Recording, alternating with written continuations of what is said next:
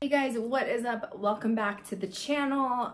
Okay, so today I'm going to talk briefly about a new series that I've fallen in love with. I know that I've kind of briefly chatted about this in sporadic places like Twitch and even on Instagram Live, but I wanted to just do a little bit more in depth of not only a review, but as an audience member who truly loves paranormal. First of all, I just wanted to give my fans and followers a shout out for my last video that I posted last week regarding losing my father, and thank you guys for all of the wonderful comments that you left. I hope that you understand now why I've been in a little bit of a funk for a while. I've never had to watch someone die a very slow, painful death, and especially when it's, you know, your parent, it makes it quite difficult to function daily.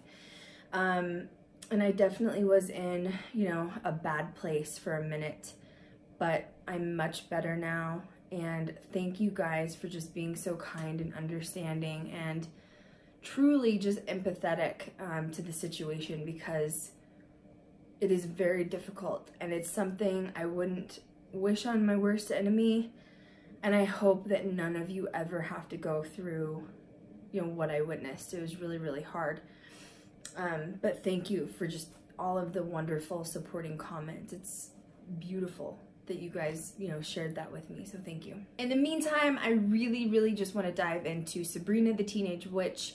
It is based off of the comic book Archie. It is the darker version, and it premiered, let's see, last October on Netflix, so October of 2018.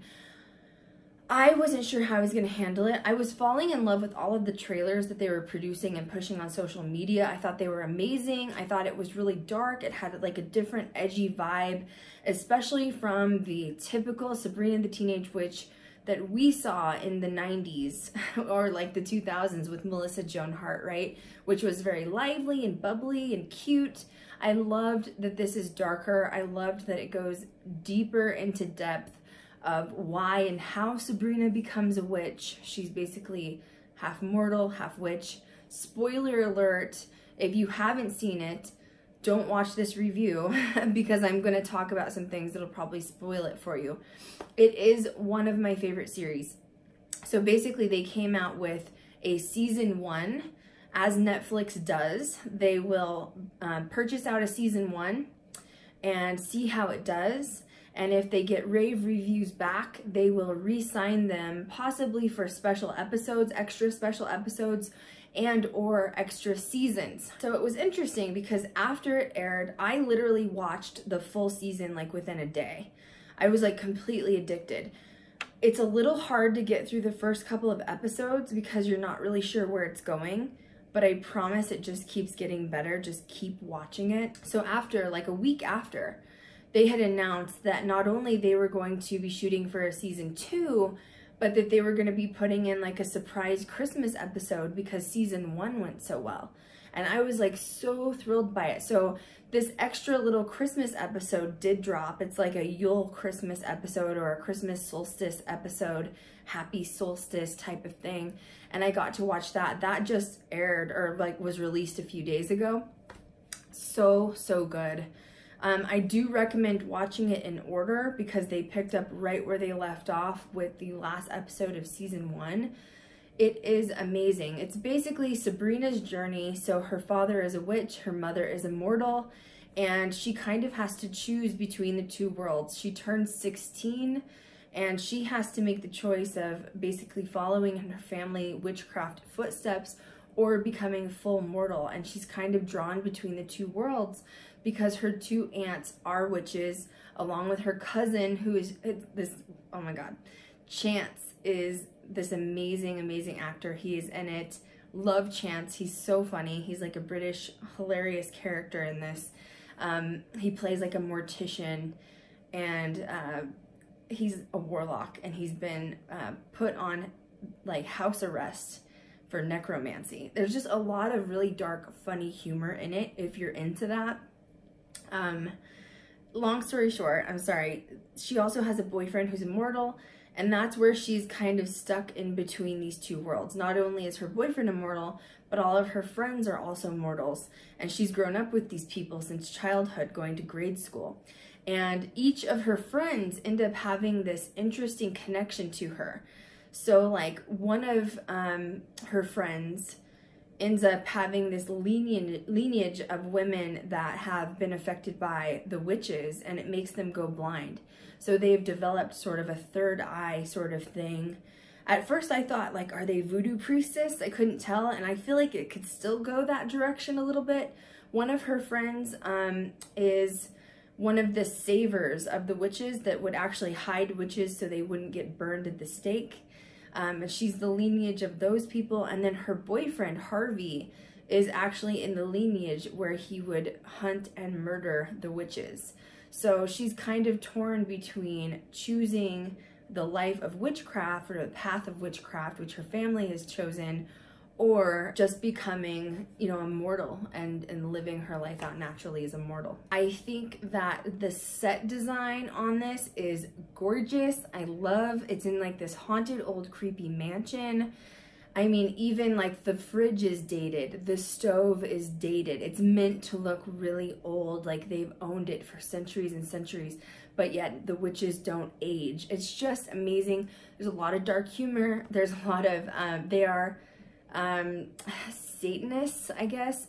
There was kind of a rift, you know, like Chanel was kind of offended because obviously she identifies as pagan and she practices Wiccan, but Chanel was like, not all witches are Satanists, so she was a little bit offended by that.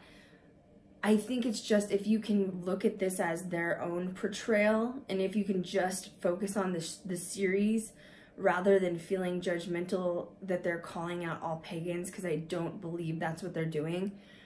It's just funny. There's just a lot of funny dark humor, and I tried to remove myself from that since it is scripted and just really throw myself into the series, and I really appreciated it. The main reason that I wanted to talk about this is literally like a day ago on social media, Netflix and Sabrina cast announced that the episodic series did so well that they're actually going to be shooting for a season 3 and season 4 in 2019, and it will premiere later into 2019. So what does that mean? This is huge. This means that 2019 is finally the year of the paranormal female. Yes, applause. It is so exciting. It's going to be amazing, and I hope everybody just hangs out for the journey, because I think there's going to be a lot more awesome, strong female characters that are out there that will be shown through their own episodic series. It is time, finally, for girls in the paranormal to step forward, and this series alone is such a stepping stone and icebreaker, groundbreaker to open this up for all of us. So I just hope you guys appreciate that, which is why I want you to watch the series. Try to get through it because I love it. I love the dark humor. It's supposed to be kind of weird and creepy. Some things don't make sense, and it's kind of supposed to be that way. And I just really appreciated it for what it was. So stay tuned. I think 2019 looks like it's going to be a really big year for girls in paranormal, if you know what I'm saying. Make sure you guys please give our video a thumbs up. Please make sure you subscribe to our channel if you haven't already. Down in the text below, make sure that you find all of us on social media and find us. And as usual, I will catch you guys next time.